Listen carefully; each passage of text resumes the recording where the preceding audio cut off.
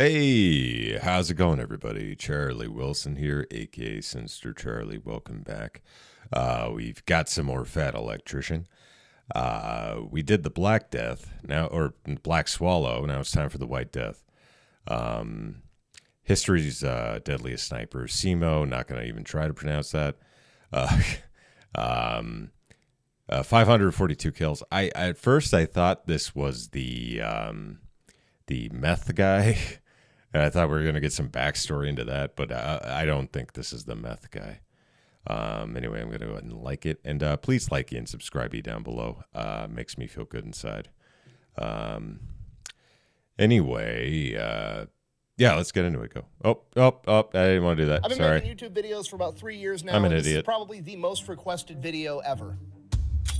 Quack. Today we're talking about the deadliest sniper of all time, Simo Häyhä, aka Häyhä. White Death. The Finnish have a cultural concept known as sisu, and if you look at it at a glance, it can be easily confused with like tenacity or grit, but it's more than that. Sisu isn't just your ability to grit your teeth and push through adversity. Sisu is the personality trait that allows somebody to intentionally and stoically allow themselves to be immersed with adversity until they either become immune to it or become the adversity themselves. And in 1939, when a 33-year-old, 5-foot-tall Finnish farmer named Simo found himself on the battlefield defending his home, outnumbered 100 to 1, surrounded by death on all sides, rather than succumb to it, he became death itself. Nicholas, what is this? That's It's a the sweet new gun. CMMG BR4. When did you get it? I've had it. Nice recovery. No, I would have remembered something like this. Okay, fine. I just got it, but I had to because it's the only one they Cerakoted to look like a Busch Light can. So you got Huh. a new toy. What do I get? I mean, Another dude what do toy? you want? I don't know. I'll do some shopping and I'll let you know. So have fun with the ad. Mayday! This video is brought to you by Delete Me, okay? Super simple business model. You give them money. Oh, we they sit turn through around ads and they around make sure here, that if you're online data new. brokers are not selling your personal So you can information skip ahead if you online. want. Okay, here's the deal. Pretty much anytime you use a free service on the internet and you click that I should little probably box get that out of says, the "I way. agree to the Use that terms and code, I conditions," guess. You basically just agreed to allow them to harvest as much of your personal information as humanly possible. They then turn around and sell that to online data brokers, and that's how they can afford to offer you a free service. Beep, But when you bop, have Delete Me, they bibbidi, go and boop, they boop. monitor all of these online data brokers for your personal information, and then if they find it, Excuse they me. submit all the opt-out forms on your behalf, so they have to take down and stop selling that information. So when you buy Delete Me, you're not actually buying anything, you're just buying your way out of all the negative consequences of all the free shit that you've already got. And because they continue to monitor those data brokers, you're buying yourself out of all the future negative consequences of all the free shit that you haven't even gotten yet. So if you want to give Delete Me a try, there's going to be a link and a discount code down below. Let's get back to the video. Word up. Don't know how to quit. All right, Simo Häyhä. He was born on December 17th, 1905, and grew up on his family farm, which was right on the border between Finland and Russia. Now, when I say farm, people automatically Finnish. think of like some dude in a baseball cap and overalls holding a pitchfork with rows and rows of corn in the background. It wasn't one of those kinds of farms. This is what you would call a forest farm, which is a lot more akin to like what we would call a homestead today. Basically, Simo grew up in a cabin in the woods, and they had a really big garden, and they grew enough food for themselves and then had enough extra to like take it to the farmer's market and sell for money. So Simo essentially grew up his entire life in this harsh, hilly, wooded, snow-covered, freezing environment. This is his baseline, okay? This doesn't suck to him. This is just your normal everyday stuff. Walking uphill every direction through the snow is just a good day to him. And this almost goes without saying, but I'll mention it anyways, that hunting was also a humongous part of how his family put food on the would table. imagine. And Simo did that from a very young age as well, hunting in this harsh environment. Unfortunately, Simo was pretty intimately acquainted with death at a young age. He had 4 brothers and 3 sisters. One of his brothers passed away in 1918 in the Finnish Civil War, and another one of his brothers passed away after suffering from heat stroke on a construction site. Simo is a member of one of the last generations that didn't have the luxury of quitting, okay? This guy was born, and the minute that he could walk, he was helping his family in their fight for survival. There was no quitting. There was doing or there was dying. And if you're not picking up what I'm putting down, the point I need you to get from this is Simo's a small guy. He's only 5 foot tall. He's 110 Jeebus. pounds, but he literally doesn't know No. what quitting is. No offense if you're 5 foot tall, but that's crazy. Things that me and you would call horrific circumstances is just a Tuesday to him. It just doesn't even register that he should be having a bad time. He's literally just happy to be alive. At the age of 17, following in his older brother's footsteps, Simo joins the Finnish Civil Guard, which is equivalent to like the American National Guard. Those Finnish Essentially, people, they man. train on weekends and they'll train a couple weeks. I knew a couple of Finnish people. They don't register emotions the same way. It's crazy. A year, being ready in case they need to be called up by their country, but the rest It's of the different. time he's just going back being a farmer. As a member of the Civil Guard, he is issued one of the most iconic military service rifles of all time, the Mosin Nagant, a bolt-action rifle. He's also issued a small amount of ammunition to train with, but because of budgetary restrictions, they decided it'd be more efficient to just issue all of the Civil Guard members the materials they needed to load their own ammunition. Huh. So Simo was also manufacturing his own ammo. Jeebus. During his time in the Civil Guard, he receives awards for his That excellent sucks. skiing capabilities as well as his physical conditioning. He is not a big man, but the dude is the Energizer Bunny. He can just go forever. In addition to that, he also immediately becomes well known for being an excellent marksman. Before he received any formal shooting training from the military, he entered a regional shooting competition where they had to shoot a target 100 times from 300 meters with iron sights, and he had 93 out of 100 hits. He won a Jeebus. ton of shooting competitions inside of the Finnish military, not just with his Mosin, but also with the Suomi M31 submachine gun. He very quickly qualified for the title of master shooter within the Finnish military, and it is said that he was able to estimate range within the accuracy of 1 meter up to 150 My meters away. God. Okay, that's literally a superhuman ability. You could just point to something off in the distance and Simo could eyeball it and be like, it's like 89 meters away, and he was dead on every single time. That's and that's not crazy. even the scariest part. The scariest part was how fast Simo could operate his Mosin bolt-action rifle. He could fire his Mosin accurately, insanely fast. So fast that they actually wanted to time him one day. So his buddies got a stopwatch and they were going to time to see how many times Simo could hit a target 150 meters away with his bolt-action rifle in the span of 60 seconds. Simo scored 16 hits in the span of 60 seconds with a bolt-action rifle. He is the one. And just so we're on the same page, the Mosin Nagant only holds 5 rounds Yeah. in the magazine, meaning that Simo shot the first 6 That's rounds, crazy. 'cause there was 1 in the chamber, reloaded, shot the next 5, reloaded again, and shot another 5, hitting the target 150 meters away with fucking iron sights every single time. Okay, if you don't know much about guns, this is the only bolt-action rifle I have, but he had to do something like fire 1, 2, 3, 4. That's the only bolt action you 5, have? reload All the right. gun, and then he did that 2 more times in 60 seconds. I don't know why I'm like hating on him. It's like, that's the only bolt action you have. I just figured he, with him, you know, he's a big gun guy. There's a gun there. There's probably a gun there and there. It's like, and a gun locker. With 100%. You think you would have accuracy. more, So huh? Simo is just a natural superhuman level shooter. So this goes on for 2 years, and then at the age of 19, he ends up joining the Finnish active military because at this point in time, Finland has mandatory service of 15 months. And Simo gets attached to a bicycle battalion, which is Okay. something I honestly can't decide if it's hilarious or terrifying, the don't know. image of Simo rolling up to a battlefield on a bicycle. So he serves his 15 months in active duty military, nothing really going on at this point in time. Then he goes back into the Civil Guard and continues being a farmer. And that's pretty much all he's got going on for like the next Lead decade. farmer. He's just in the Civil Guard, winning shooting competitions, going back home, taking care of his crops, and going hunting. Manila?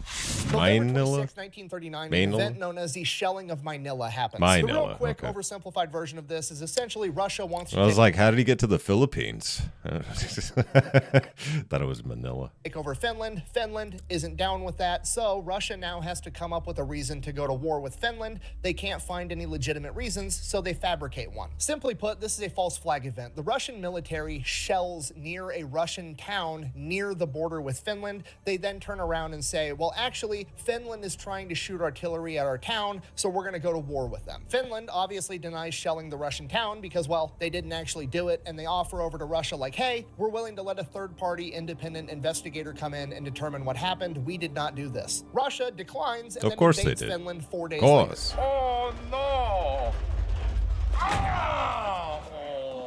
Russia sends in 450,000 soldiers to attack Finland. Okay, to put that into perspective, the total population, not the military, the total population of Finland at this point in time is about 4 million people. So 25% of the entire Finnish population is getting sent in with guns to attack Finland. And those 450,000 Soviets are being backed up by the Soviet population of 168 million.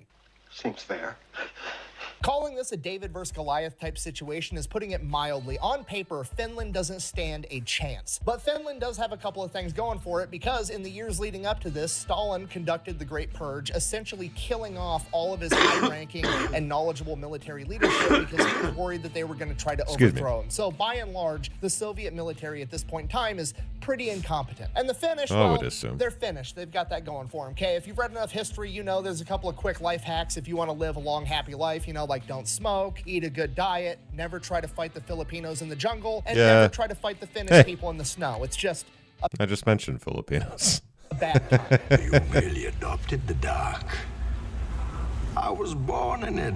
Now, for Simo at this point in time, he had just last year in 1938 gotten formal sniper training from the Finnish military. Not that he really needed it, but he does have that title now. And when the Russians attacked, Simo was actually out in the field doing a training mission with the Civil Guard, so he didn't find out the Russians attacked until the day after when he was immediately activated and put into duty. So he gets orders, reports to the front line, and his new company commander is a man by the name of Arne Juutilainen, aka the Terror of Morocco. And this man, much like Simo, is a complete Why is he the Terror of Morocco? But instead of being a sniper like Simo is, he's a leader. He's leading men into battle that are going in heavily. We're not going to go into why he's the Terror of Morocco. What did he do in Morocco? Why was he in Morocco? Heavily outnumbered. We're talking like 100 guys versus 5,000 men on the Kola front where they're fighting. So Juutilainen's signature move, he looks embracing Sisu and having no fear, would go out on the front lines in the middle of battle and sit in a rocking chair with gunfire and explosions going off, giving orders to his men to show them that they didn't have anything to fear. And Simo is now taking orders from this guy. Okay, shit's about to get real. I did this. So Simo shows up, they start digging trenches, laying out barbed wire, setting the front line. They end up fighting their asses off for 2 days straight. After that, they actually end up receiving orders to fall back a little bit, which they do. That becomes like Juutilainen's thing. Like, we're not retreating unless we receive orders. We are going to stand here and fight till the bitter end unless ordered to do otherwise by our superiors. So they fall back, and Juutilainen knows that Simo is like from this area. Like, his farm is right down the road. He knows the area, he knows the terrain. So he grabs Simo and he's like, hey, I need you to sneak behind enemy lines and start cutting all the telephone wires. To which Simo replies, and I quote, I'll try my best. And Simo's best is absolutely enough. He sneaks behind enemy lines. He's cutting all the telephone wires, just wreaking havoc behind enemy lines. Ends up making it back completely unscathed, at which point Juutilainen is like, okay, this dude's super sneaky. He knows the terrain. I'm just gonna make him like my go-to sniper for all my shit. Shortly after this, on the Kola front, where Juutilainen is in charge, there is a Soviet sniper that keeps taking out platoon leaders, okay? They're specifically targeting his officers, his best guys. Juutilainen cannot have this happen. He turns to Simo, basically says, go get him. So that next morning before the sun comes up, Simo goes, has a big breakfast, and then takes off. He goes to the general area where this sniper's been operating, and he inserts himself in, and he builds a little snow berm, and he packs the snow down really tight, and then he pours water all over it so that it... I've obviously never been in this kind of situation. I was in the Seabees, and the closest I came to any kind of firefight was in Iraq, when we had a vehicle headed towards us. I was a convoy security gunner. We had a vehicle heading towards us that wasn't stopping. So, like, you know, you shoot off flares, pen flares, and stuff like that to try to get the vehicles to stop. So, and I was just about to shoot to the guy's obliques as a warning shot, but then he finally stopped. That's the closest I've ever gotten into any kind of situation where I had to fire my weapon in a war zone. Iraq, it was just like IEDs mostly when I was there. I was there 2007 to 2008. By that time, there was no so I can't imagine that. And in the cold, I just don't. Just trying to relate to the situation, I just can't. That's insane. It freezes into this ice wall. And yeah, this the cold would kill me. Tactics. And this is brilliant because Simo is planning ahead for failure. He is planning on missing his first shot. He never does, but it never hurts to be ready for the worst possible outcome. You see, because Simo already knows growing up in this environment and hunting his whole life that the first time you fire that bullet, snow is going to kick up all around you into a giant cloud. And if the other enemy sniper doesn't know where you are, they're going to know now. Oh, yeah. So Simo, thinking 10 steps ahead, goes and eliminates the snow factor. He turns all the snow around him into ice so that there's nothing to kick up at all. And then he just lays there still all day long, not moving. He's constantly putting ice and snow into his mouth so that his breath doesn't create fog. So that there's no way that's pretty cool, man. This guy, and he waits and he waits all day long, and that's soon awesome. enough, the sun starts going down. And as the sun is going down behind Simo, he ends up catching a glint off the enemy sniper's scope, but he's not in a hurry, so he waits. So now he knows where the enemy sniper is, but he's patient, and he just keeps waiting, and he keeps waiting, and the sun keeps going further and further down, and it's getting darker and darker, and soon we're at the point where there's gonna be nothing but starlight in 15 minutes. And at that point, the Soviet sniper just stands the fuck up out of nowhere, like it was the bell just rang, and it's lunchtime at the factory. He just gets up because his shift is over, and he starts walking back to camp, and Simo drops him one shot straight to the head. What an idiot! So Simo reports back to Utalainen, hey, solved the problem, no issue. It's been like 18 hours and Simo's already got this guy down, and this guy's been wreaking havoc on his men for like a week and a half. So Simo is obviously super legit, at which point Utalainen basically just lets him off the leash. Like, hey, whatever you're doing, just keep doing that. Fucking keep doing it. Go win. And this is what Simo does every single day. He goes out, he builds his ice berm into a couple of different locations that he has already set up, and he is just picking off Russians left and right. And That's unlike other snipers at the time that were trying to prioritize high-value targets like officers, Simo absolutely was not, which makes sense because his family farm is right down the road. Like his family, his friends, where he grew. It's weird. Sorry, this is off topic, but I just got over being sick, but I've still got like stuff it's gross, but everybody got sick over this holiday month. Like everybody I know got sick, which is crazy. Just putting that out there in case you hear me coughing.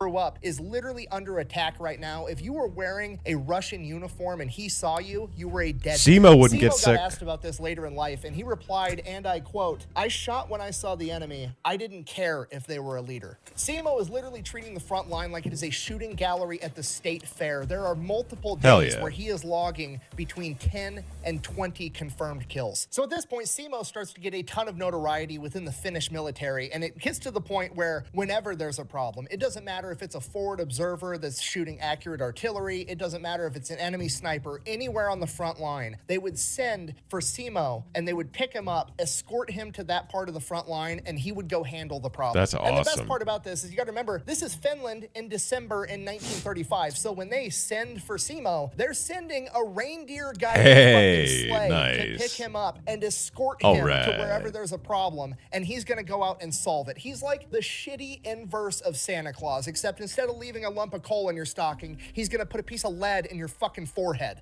No witnesses? Thank you.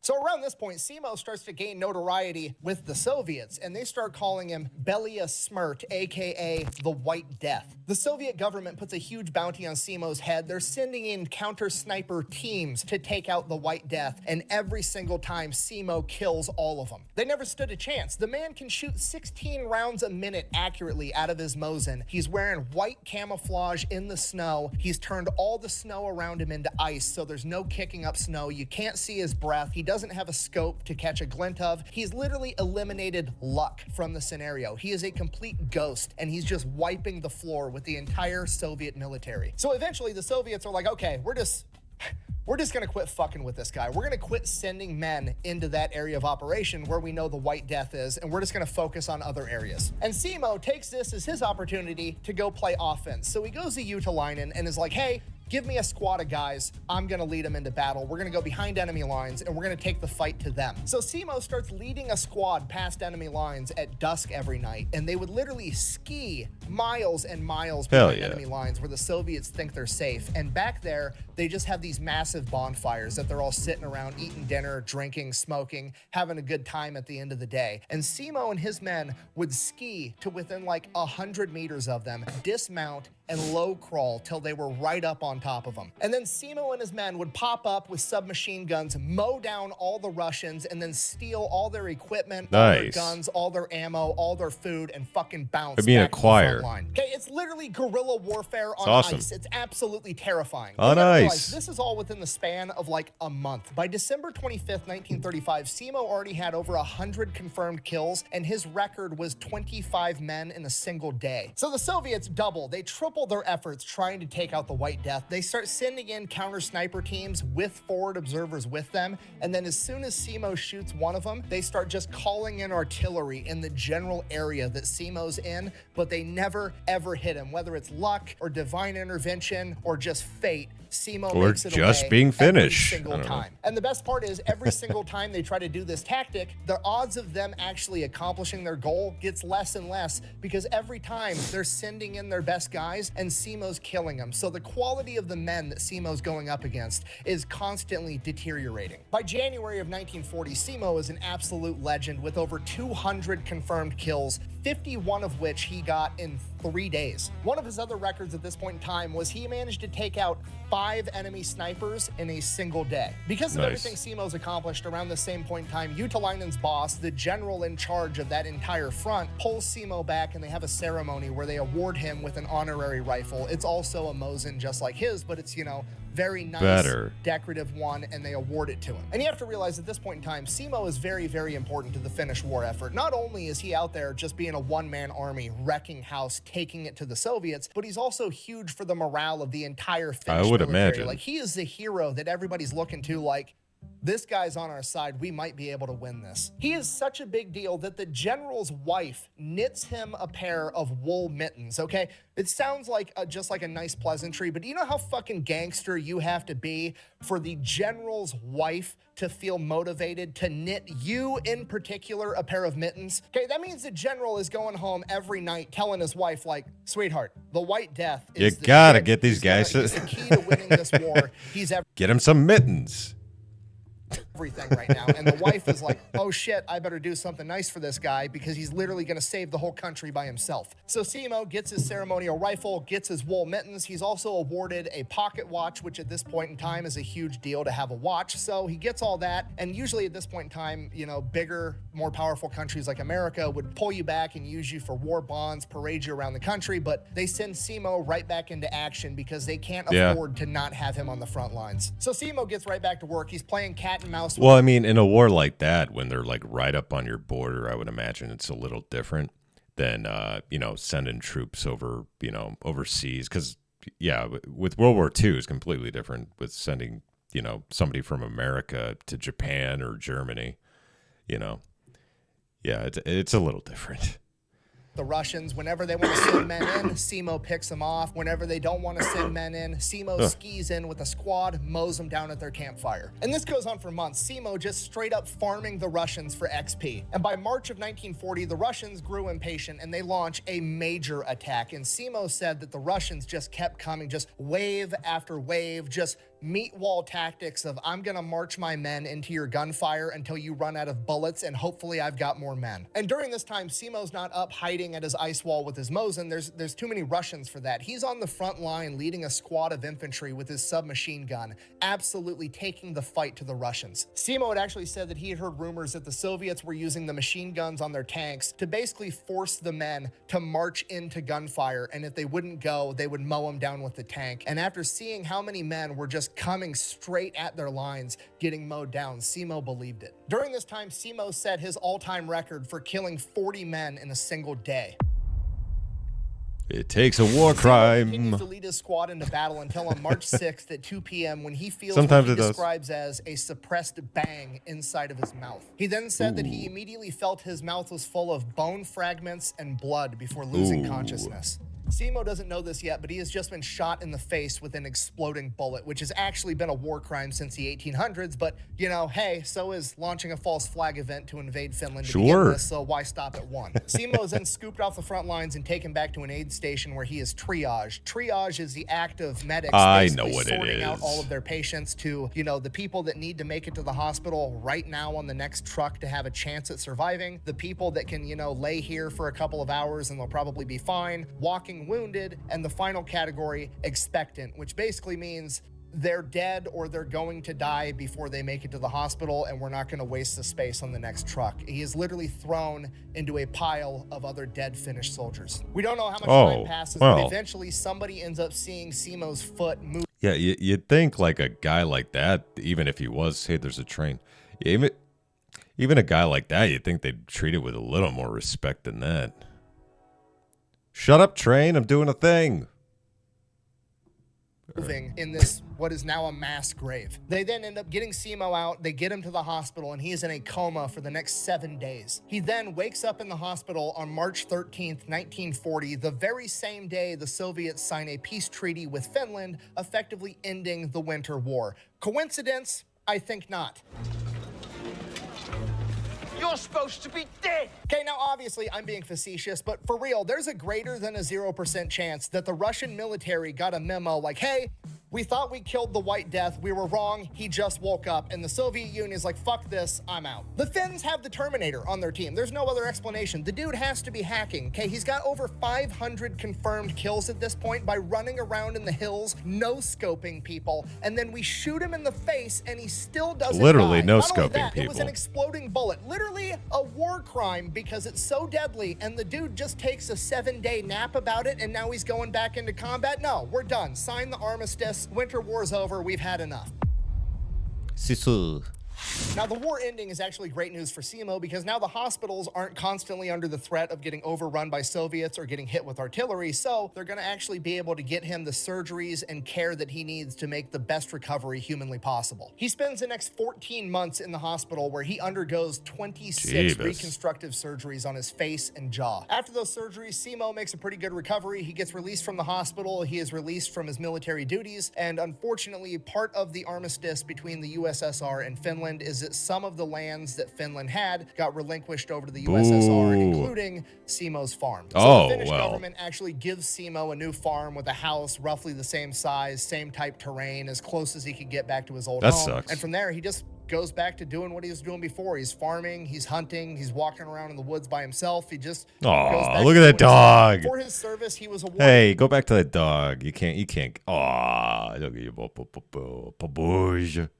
Woods by himself. He just goes back to doing his thing. For his service, he was awarded the 1st and 2nd class Medals of Liberty, the 3rd and 4th class Crosses of Liberty, and in 1941, he was nominated for the Mannerheim Cross, which is the Finnish equivalent of the American Medal of Honor. But unfortunately, that medal didn't actually get conceived until 1941, which is after Simo's service. So a lot of the paper pushers inside the Finnish government denied him getting the Mannerheim Cross because I guess his service was before that award existed, so that wouldn't make sense. So he never actually got the Mannerheim Cross, but the man deserved it 1,000%. Obviously. The final stats for his short time in combat were 542 confirmed kills, 249 of which were from his Mosin Nagant with nothing but iron sights, and the rest were from his submachine gun. Now, these stats have been criticized by both, historians in academia and internet comment sections today, aka a bunch of people that weren't actually fucking there, but these stats are validated by both his company commander and his company chaplain, the people that were there. And if that wasn't enough, which it should be, but